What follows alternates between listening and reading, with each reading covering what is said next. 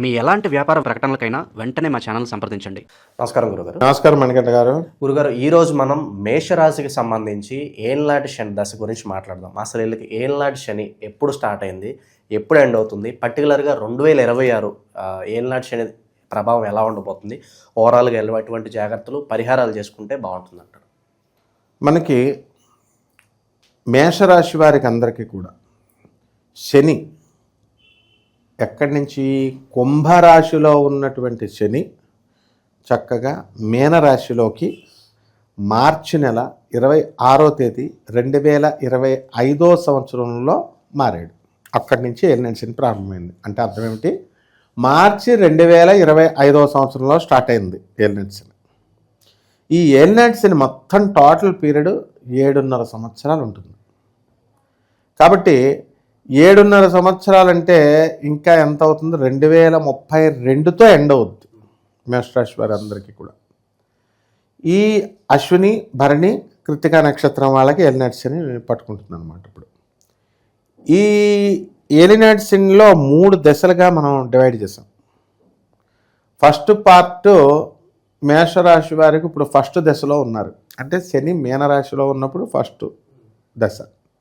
తర్వాత 2.5 సంవత్సరాలు అయిపోయిన తర్వాత మళ్ళీ జన్మంలోకి వస్తాడు. మేషరాశిలోకి వచ్చినప్పుడు దాన్ని సెకండ్ దశ అంటాం. తర్వాత వృషభ రాశిలోకి వస్తాడు, అక్కడ ఒక 2.5 సంవత్సరాలు జరుగుతుంది. ఈ విధంగా కనుక చూసుకుంటే మొత్తం టోటల్గా 7.5 సంవత్సరాలు ఉంటుంది. ఇప్పుడు మార్చి నుంచి డిసెంబర్ అయిపోయింది మనకి. అంటే 12లో నుంచి మొత్తం 3 నెలలు తీసేస్తే 9 నెలలు జరిగింది ఇప్పుడు మనకి. ఇంకా 9 నెలల్లో 2.5 సంవత్సరాల్లో 9 నెలలు అంటే 1 సంవత్సరము 9 నెలలు ఉంది. ఇంకా 2.5 సంవత్సరాలు కదా, 2.5లో ఇంకొక 3 నెలలు అయితే 1 సంవత్సరం అయిపోద్ది. అక్కడ 1.5 సంవత్సరం 9 నెలలు, 1 సంవత్సరం 9 నెలలు ఉందన్నమాట. కాబట్టి ఇక్కడ మనం ఏం చేయాలంటే 2007 చిల్లరకి వస్తాం. ఈ మొదటి దశలో పాదాలలో ఉంటుందన్నమాట. అంటే వీళ్ళకి ఎముకల నొప్పులు, కాల్షియం డెఫిషియన్సీ ప్రాబ్లం వస్తుంది. తర్వాత వీళ్ళకి ఖర్చులు అధికంగా అవుతాయి. అంటే వీళ్ళు ఏది చేసినా సరే అనవసరమైనటువంటి దుబారా ఖర్చు ఎక్కువ ఉంటుంది. ఉదాహరణకి నేను చెప్తాను. ఒకసారి నేను కంప్యూటర్ తీసుకెళ్ళి ఎప్పవయ్యా బాబు రిపేర్ చేసామంటే వాడు మొత్తం కెలికి పడేసి మొత్తం నాశనం చేసేసాడు. పట్టుకుపోయిన డబ్బులు ఇవ్వక్కలేదన్నాడు తంతానని. నేనే రివర్స్లో నువ్వు ఎంతవరకు రిపేర్ చేసావు కదా, 500 ఉంచుకొని ఆడు వద్దంటున్నాడు. అయినా సరే ఇచ్చాం. అంటే మనకు తెలియకుండానే మన మైండ్ బ్లాక్ అయిపోయి ఇచ్చేస్తాం. అలాగే పెళ్ళికి క్యాటరింగ్లకి ఇప్పుడు చాలా ఎక్కువ ఐటమ్స్ చెప్పేస్తారు, వేస్టేజ్ అయ్యింది తిన్నాం. ఇలా దుబారా ఖర్చులు ఎక్కువ జరుగుతాయి. తర్వాత విదేశాలకు సంబంధించినటువంటి వ్యవహారాల్లో వీళ్ళకి చాలామంది ట్రై చేస్తూ ఉంటారు. అటువంటి వాళ్ళకి సక్సెస్ వస్తుంది, విదేశాలకు వెళ్తారు వీళ్ళు. దేశ బహిష్కరణ శిక్ష. అలా వీళ్ళు ఏలినాటి శని సమయాల్లో విద్యార్థులు ఎవరైతే ఉన్నారో, ఫారెన్లో చదువుకోవాలనుకుంటున్నారో అటువంటి వాళ్ళు కనుక అప్లై చేస్తే బ్యాంకు లోన్లు వస్తాయి, వెళ్తారు. సాధారణంగా ఏలినాటి శని అంటే ఏమనుకుంటారంటే జనం అంతాను, అయిపో మనకేవో కష్టాలు పెట్టేస్తాడు శనీశ్వరుడు, మన మీద పగబట్టేస్తాడు. అందులో ఈ అందరూ కూడా ప్రవచనకారులంతా కూడా ఈ చెప్తున్నారు, ఇది కర్మ సిద్ధాంతం అంటున్నారు. మనం పాపాలు చేస్తున్నాం, ఈ పాపాలంతా ఉతికి పడేస్తాడు మనల్ని భయపడతా ఉంటారు. ఆ చేసిన పాపాలకే కర్మల్ని ఇస్తాడు, ఫలితాలు ఇస్తాడు, కానీ భరించే విధంగా ఇస్తాడు. ఉదాహరణకి ఒక బస్తా పాపాలు చేసామనుకో, ఓ మానవ జన్మ ఎత్తరనైనా అంటాడు. అదే ఒక 100 బస్తాల పాపాలు చేసామనుకో, ఎద్దు జన్మ ఇచ్చి ఒక ఎద్దు కింద పుట్టించి ఎద్దుల బండి మీద 100 బస్తాలను మోస్తుంది ఎద్దు. అదే 100 బస్తాలు మన నెత్తి మీద పెడితే మనిషి చచ్చిపోతాడు. ఆ విధంగా దాన్ని బట్టి, కష్టాలను బట్టి మనకి శరీరం ఇచ్చినట్టుగానే కష్టాలను బట్టి ఏలినాటి శనిలో అడ్జస్ట్ చేస్తాడు అనమాట. ఒక్కోడికి కాలు తీసేస్తాడు, ఒక్కోడికి కాలు తీసేయకుండా భక్తిగా శనీశ్వరుని పూజ చేసుకుంటూ మంచి ధర్మంగా వాడు దాన ధర్మాలు చేసుకుంటూ ఉన్నవాడికి పక్కనే నుంచుంటే కాలు మీద నుంచి వెళ్ళిపోతుంది, కాలు మీద నుంచి కారు వెళ్ళిపోద్ది, హెయిర్ లైన్ ఫ్రాక్చర్ అవుతుంది. ఇంతే తేడా. శస్త్రచికిత్సలు అవుతాయి. పెద్ద పెద్ద కర్మ సిద్ధాంతాలను చెప్పే ప్రవచనకారులు పెద్ద పెద్ద ప్రత్యంగిర హోమాలు చేస్తామండి అని చెప్పి చాలా మహాపండితులు కూడా పాపం వాళ్ళు కాల్ తీసేశారు ఏలినాటి శని సమయంలో. అంటే ఒక్కొక్కళ్ళ దగ్గర ఎక్కువ డబ్బులు తీసుకుని అంతా ఏదో వాళ్ళ వృత్తి కంటే ఎక్కువ చేసినప్పుడు శని శిక్షిస్తాడు. కాబట్టి ఎప్పుడు కూడా గుర్తుపెట్టుకోండి, ఈ యొక్క ఏలినాటి శని మనుషుల క్రమశిక్షణ నేర్పించి జీవితాన్ని ఒక మంచి నడవడిక నేర్పిస్తుంది. బంధువులలో ఎలా ఉంటుందంటే అందరికీ కూడా వీళ్ళు చక్కగా ఖర్చు పెడతారు. బంధువులు బెల్లం చుట్టూ ఈగలు వచ్చినట్టుగా బంధువులు స్నేహితులు ఎక్కువ వస్తారు. మేషరాశిలోకి శని రావాలి. ఇది ఎప్పుడు వస్తుందంటే 2027 కానీ రాదు. అప్పుడు ఏమవుతుంది, అక్కడ మనకి జన్మంలో వచ్చాడు కాబట్టి మన నడక బద్ధకంగా ఉండడం, ఎప్పుడూ నిద్రపోతూ ఉండడం, వారం రోజులైనా స్నానం చేయకుండా ఉండాలనిపిస్తుంది. ఎందుకు వచ్చింది, తర్వాత చేసుకోవచ్చులే, బద్ధకం అన్నమాట. పనులన్నీ కూడా లేటే, బోన్స్ నొప్పులు, కాళ్ళు నడకంటే కాళ్ళతో నడుస్తాం కాబట్టి కాళ్ళకి కాల్షియం డెఫిషియన్సీ, మోకాల నొప్పుల శస్త్రచికిత్సలు. అంటే ఇంకా ఎలాగా ఉంటాయంటే మనంత ప్రపంచంలో మనంత ఆరోగ్యవంతులు లేరన్నట్టు బిల్డప్ ఇస్తాం, దేవుడు మనమే అన్నట్టు. కరెక్ట్గా మోకాలు చెప్పి పరిగిపోయిన తర్వాత కూర్చున్నా నొప్పే, నుంచున్నా నొప్పే.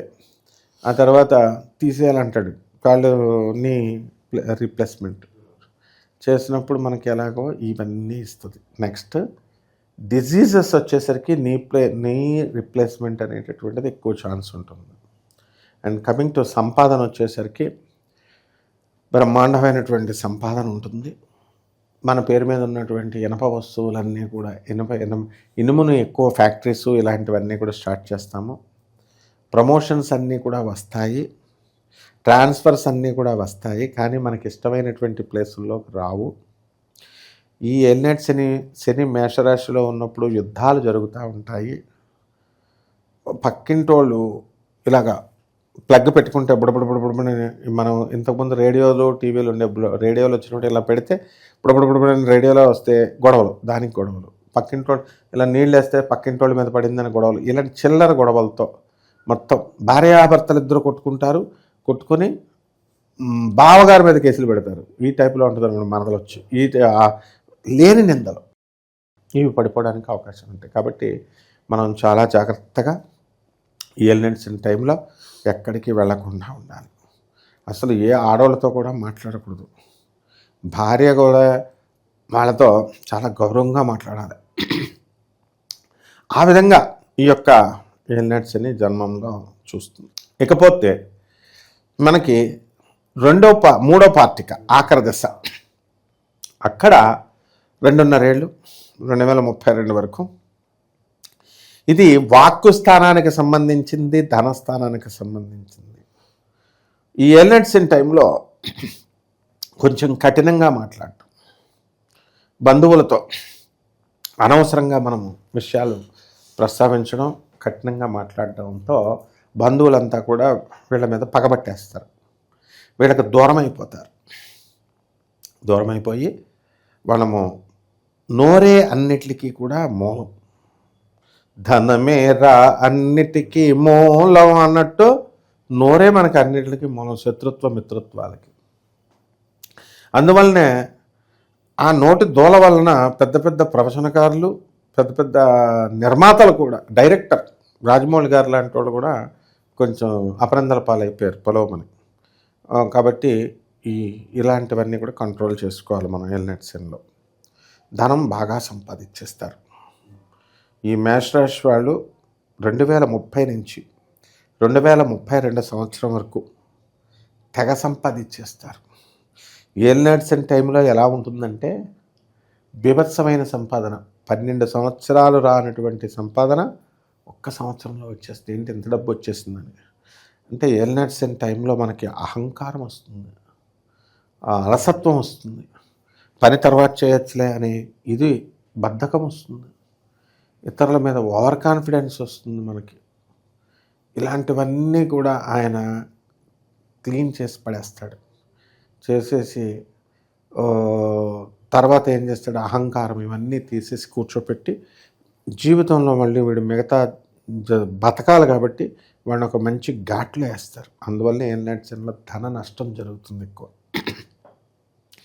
చాలామంది స్థలాలు కొంటారు, ఓవర్ కాన్ఫిడెన్స్తో కొనేస్తారు. బ్రోకర్ ఇచ్చాడు మనకు వచ్చేస్తుంది, అయ్యో అన్నని అడిగితే అన్న, తమ్ముడిని అడిగితే తమ్ముడికి తెలిసిపోద్ది అని చెప్పేసి వెళ్ళి బ్రోకర్ గడు మోసంలో పడిపోతారు. వాడు మందు పార్టీ వేస్తున్నాడు కదా అని చెప్పేసి 12 ఎకరాల బంగారం లాంటి నేలని సంతకాలు పెట్టేసి ఇచ్చేస్తారు. అది లాక్కోలేక పిక్కోలేక వెనకాల వాళ్ళకి 20 సంవత్సరాలని పడుతుంది.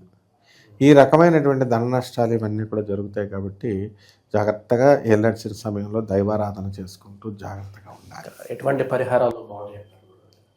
శనీశ్వరుడు జగద్గురువు, అందువల్ల శని జపం చేసుకోవాలి, శని స్తోత్రాలు చదవాలి. శనికి కిలోంపావు నల్ల నువ్వుల్ని, నల్లని వస్త్రాన్ని పేద బ్రాహ్మణులకి శనివారం నాడు ఉదయం 8 గంటలకు దానం చేసుకోవాలా. శనికి నువ్వుల నూనెతో అభిషేకం చేసుకోవాలా. రావి చెట్టుతో చుట్టూ తిరుగుతూ ఓం శనేశ్వరాయ నమః అంటూ ప్రదక్షిణలు చేసుకోవాలా. వికలాంగులకి, పేదవారికి, ఆడవారికి, ముసలివారికి, తర్వాత సాధువులకి, ముఖ్యంగా వీళ్ళందరికీ కూడా దాన ధర్మాలు చేసుకున్నట్లయితే వీళ్ళందరూ కూడా వృద్ధిలో ఏలినాటి శని దోషం తగ్గిపోతుంది, ధనము కలిసి వస్తుంది. అదేవిధంగా ఆంజనేయ స్వామి వారి యొక్క ఆరాధన శనివారం నాడు, శ్రీ వెంకటేశ్వర స్వామి వారి యొక్క ఆరాధన మనకి చేసుకోవాలి. దశమహావిద్యల్లో ఒకటైనటువంటి కాళీ మంత్ర జప అనుష్ఠానం చేసుకోవాలా. హోమం కూడా చేసుకోవాలా. తారాదేవిని కూడా యాడ్ చేసుకుంటే ఇంకా బాగుంటుంది. చాలా బాగా వివరించారు. ధన్యవాదాలు గురు. ధన్యవాదాలు.